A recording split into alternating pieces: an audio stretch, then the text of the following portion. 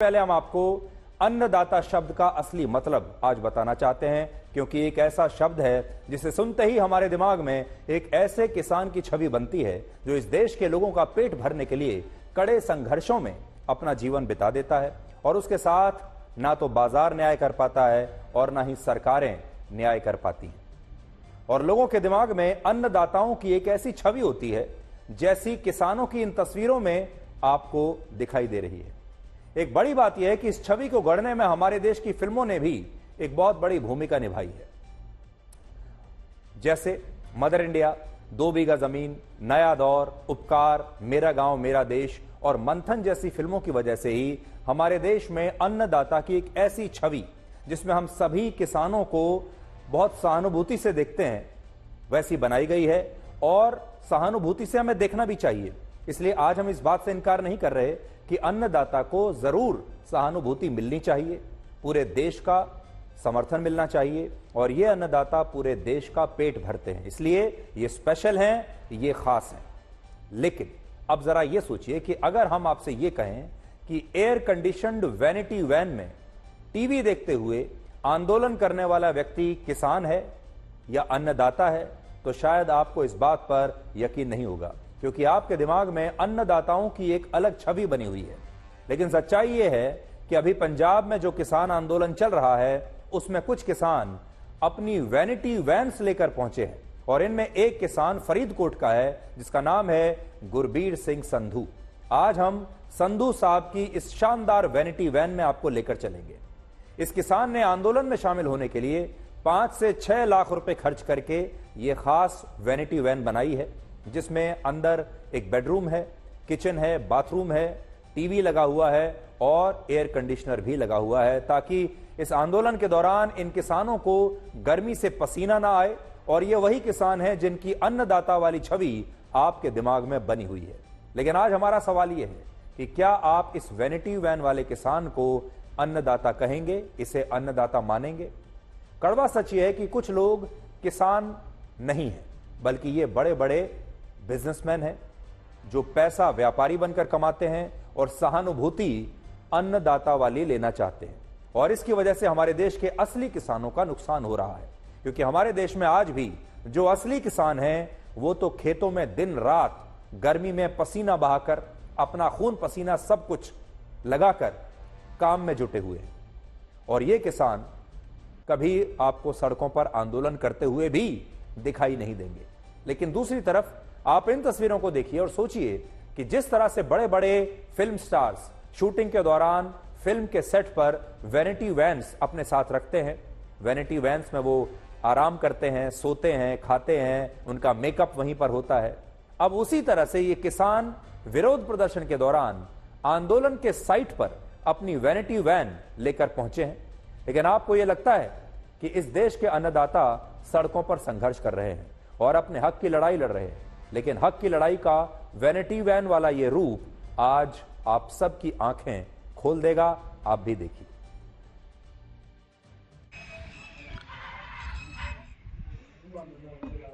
और अब हम उस खबर का विश्लेषण करेंगे जिसका आप सबको बहुत बेसब्री से इंतजार है, और हम जानते हैं कि इस समय लाखों छात्र हमें देख रहे हैं, लाखों छात्र और उनके परिवार इस समय आज तक देख रहे हैं और ब्लैक एंड व्हाइट देख रहे हैं, और वो सब ये जानना चाहते हैं कि उत्तर प्रदेश पुलिस में कांस्टेबल्स की भर्ती के लिए 17 और 18 फरवरी को जो प्रवेश परीक्षा हुई थी, उस परीक्षा का क्वेश्चन पेपर लीक हुआ था या नहीं हुआ था। और आज हम इस मुद्दे पर एक बहुत बड़ा खुलासा करने वाले हैं, और अगर आप भी इस देश को और हमें इस मुद्दे पर कुछ भी बताना चाहते हैं तो आपके लिए हमने एक हैशटैग तैयार किया है जो आपकी स्क्रीन पर है, और वो हैशटैग है पेपर लीक का सच।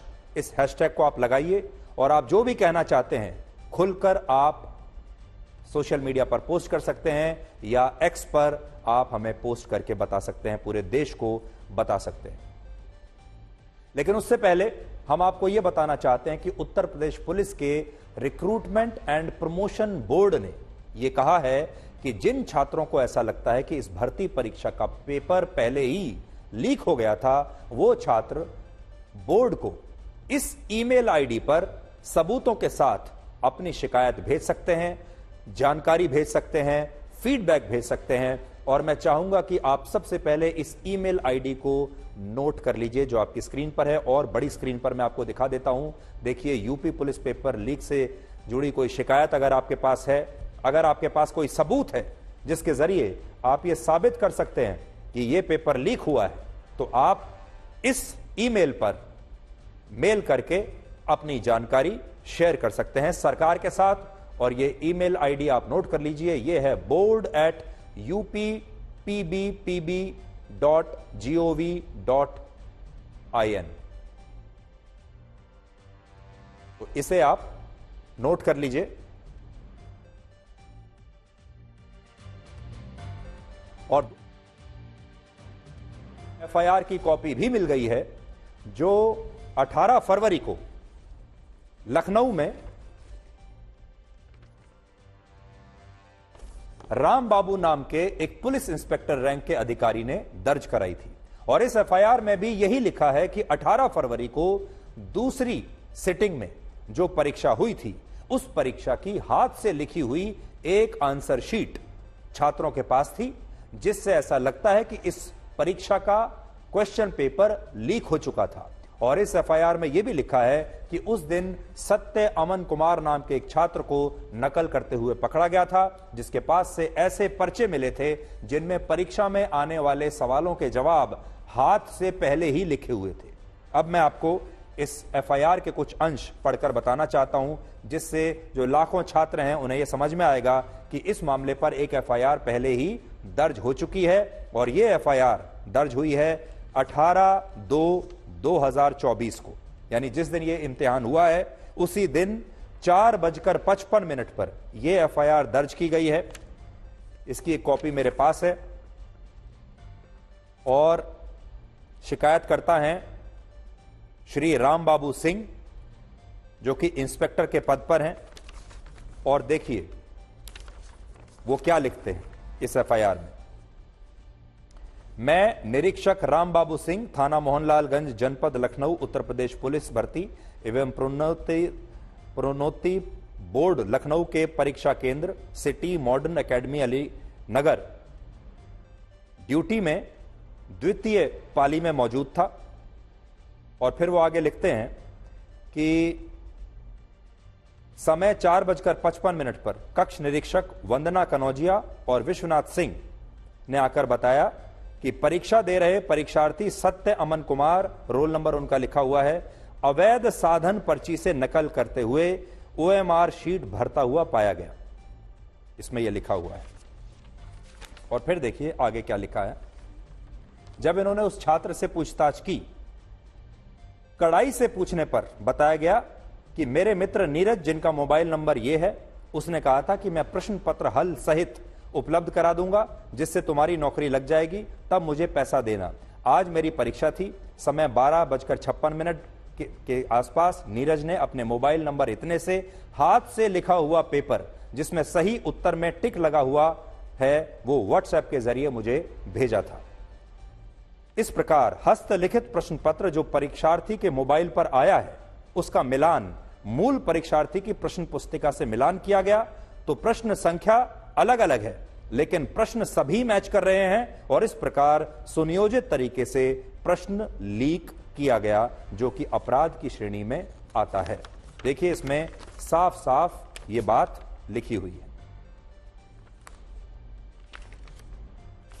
आप देख सकते हैं।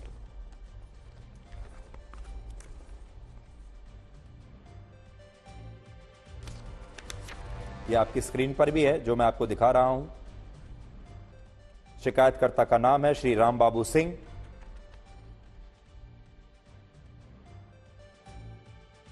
ये पढ़ें। अरुण जी से बात शुरू करता हूं। अरुण जी, आपका स्वागत है। और मुझे ऐसा लगता है कि इस समय लाखों छात्र आपको देख रहे होंगे, आपको सुन रहे होंगे, और आप यहां कैमरे की तरफ उन लाखों छात्रों से बात भी कर सकते हैं और उन्हें बता भी सकते हैं। तो आप सबसे पहले तो ये बताइए कि आप क्या करते हैं। ये टेलीग्राम अकाउंट क्या आप ही का है, जिसका स्क्रीनशॉट दिखाकर बहुत सारे छात्र पेपर लीक होने का आरोप लगा रहे हैं? सर नमस्कार। सबसे पहले तो मैं आज तक की टीम और सुधीर सर आपका दिल से धन्यवाद करूंगा क्योंकि आपने उन लाखों छात्रों के दर्द को समझा और हमें अपनी बात रखने का अवसर यहां पे दिया।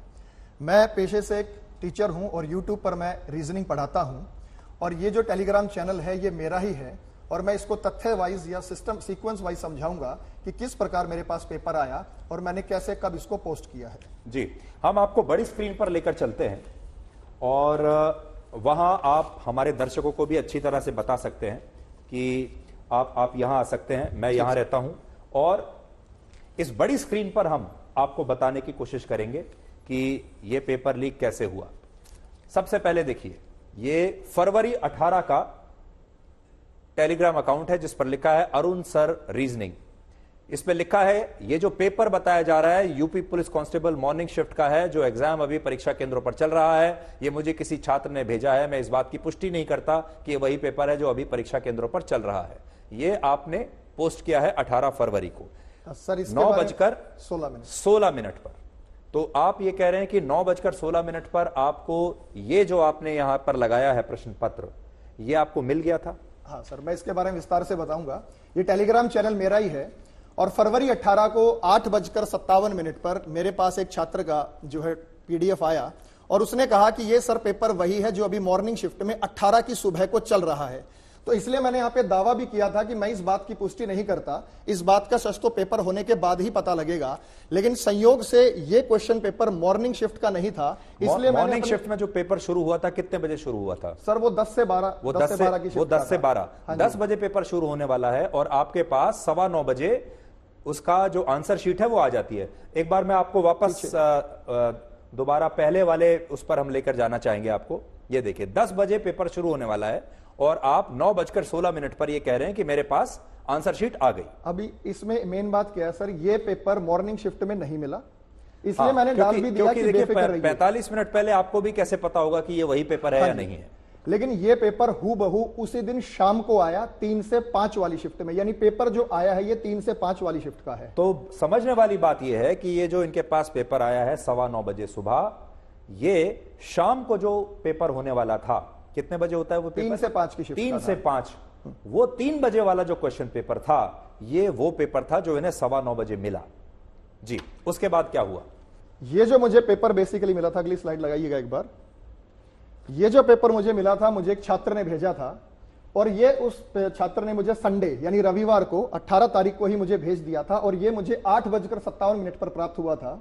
और बच्चे ने मुझे कहा था कि सर ये उस मॉर्निंग शिफ्ट का पेपर है, लेकिन जब इसे मैच किया गया तो ये उसी दिन की शाम वाली शिफ्ट को मिला। मॉर्निंग शिफ्ट का नहीं था। हाँ। लेकिन शाम वाली शिफ्ट में जो परीक्षा हुई है वो हूबहू उसका क्वेश्चन पेपर था, हूबहू मिल रहा है। जी, अब हम अगली स्लाइड पर जाते हैं और मैं ये भी चाहूंगा कि हम वो क्वेश्चन पेपर क्या था, वो आंसर शीट कैसे लिखी हुई थी, वो भी हम आपको आगे बता सकें, वो भी हम आपको आगे दिखा सके। देखिए, ये देखिए, उसी पेज की एक और कॉपी जो कि दूसरी हैंड राइटिंग में लिखी हुई थी, वही कॉपी हमें एक और जगह प्राप्त हुई 3:31 पर।